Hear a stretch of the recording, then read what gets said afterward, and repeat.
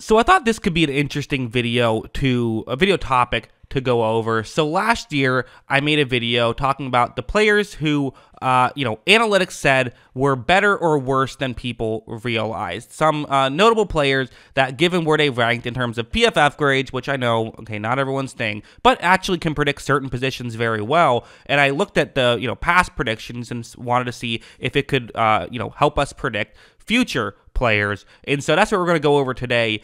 So let's just get into it. So here is the list, and first I have to explain what you're looking at here. So what this was last year is when I made this chart, and it was the players on the left, the score, which is a bit complex to get over, but it's on a scale of 1 to 4, 4 being the best and 1 being the worst. It is how good does where you ranked in terms of your PFF grades predict how you will be in the NFL. The 4 categories would be great, good, some value, and then bust. Those are the 4 categories. So for someone who's a 3, that means that your projection would be that you're going to be a good player. So I figured, okay, we have projections. It's just 1 year. We can't make any sweeping generalizations just yet, but maybe we can just talk about it and see, okay, where do these players rank given where we thought they would rank? Starting off with Akeem Ikwonu, who was in the good category. Again, I can't quite remember exactly why I put him here because I feel like the projection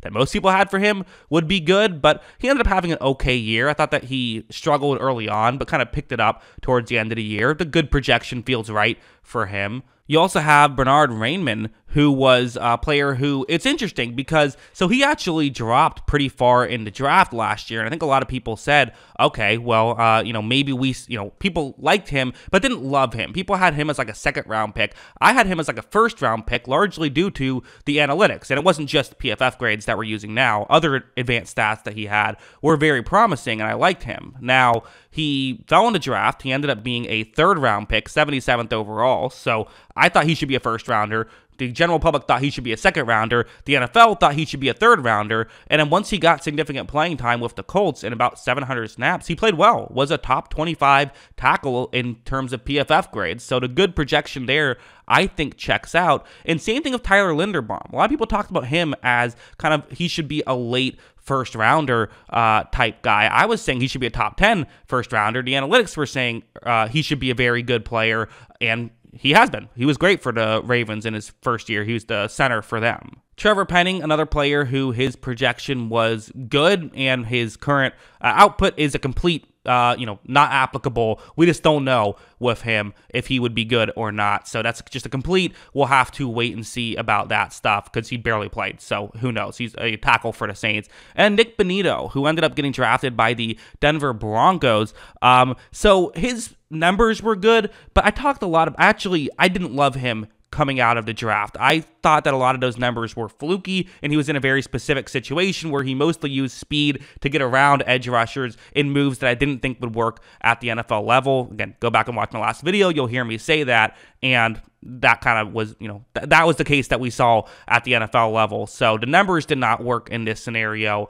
He was the 106th rated edge rusher according to PFF. Next up is Devontae Wyatt, who I spelled his name wrong, which, man, your past really does come back to bite you a little bit with Devontae, me spelling Wyatt's name wrong. But he ended up getting drafted late in the 1st round by the Green Bay Packers. The score was 2.67, so still a good projection, but not quite as good of a projection as some of the other players we've seen get good projections on. And, totally still possible that could happen. He struggled to get playing time, though, in Green Bay, which is a bit discouraging. He only got about 224 snaps last year.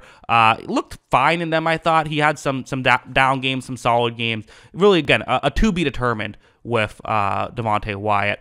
Also, what's interesting is, guys like Charles Cross and Evan Neal, very hyped up prospects. The analytics did not love them as well as guys like Rainman and Ikwonu, but they did not have as good of a year last year. I mean, so the analytics kind of were right in that scenario, at least right away for that stuff. But again, I still think that those guys will eventually figure it out. But as of right now, again, their projection was still good, just not as good as some other players. Now we're getting into some misses by the analytics, I would say. Jordan Davis, his numbers weren't quite as impressive as maybe you would like, his projection was just some value, which you could kind of argue is true because he barely, he didn't get that many snaps, but I thought he actually looked good when he was out there. So I would say that this was a miss by the analytics so far. Again, who knows where these players will end up? There's certain players that have bad rookie years, end up being good. Players that have good rookie years, end up being bad. But for now, that's where we're at. Finally, the last section, and again, just to be clear, I'm using every name that I used in that last video, so I'm not cherry-picking any thing, just wanted to be very clear there, because I just find this interesting. Jermaine Johnson was another player who didn't play a ton, only 312 snaps, looked solid in those snaps, I thought, graded out well according to PFF in those snaps, but he was only projected for some value, so that's another miss, and a massive miss was the Kyle Hamilton one, which he did not project particularly well according to advanced stats. I didn't love him out of college, and then he was awesome his first year with the Ravens. I think the Ravens also kind of saw that he was good at some things but not good at other things and used him in the right way. So that's kind of why you can't just look at the numbers, but you should probably pay attention to them. But that's probably the one big miss I would say on this board. Maybe a couple smaller misses, but he's the bigger miss. But at the same time, it's better to miss in this direction, right? It's better to miss by not drafting a player who ended up being good than by drafting a player who ended up being bad. So I guess you could argue that, but still, it's a miss for sure. Another Ravens player, David Ajabo, who, was coming off of an injury, and that was kind of the big thing that people, talked about with him. He only played 23 snaps last season, and many thought he wouldn't play any snaps last season. His projection wasn't very good, but I remember putting an asterisk on that one at the time, not literally, but figuratively, in that I think that there's plenty of reason to believe he actually will get better. It's just that, the numbers his last year weren't actually as good, but I think that I like him better than the numbers would indicate.